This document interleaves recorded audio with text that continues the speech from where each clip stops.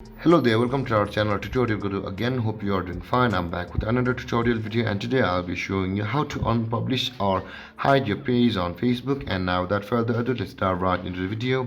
But before that, don't forget to like, subscribe and hit that bell icon for more videos. Now, to hide or unpublish your page on Facebook, let's open up our Facebook app first.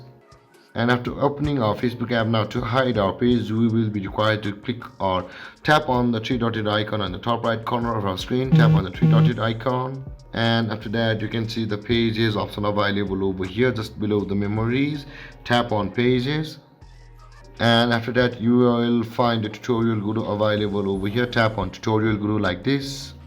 And after that, now to hide your page or unpublish your page, you can see the settings or the gear icon on the top right corner of your screen. Tap over there, and after that on the you can see the settings, you can see the general category.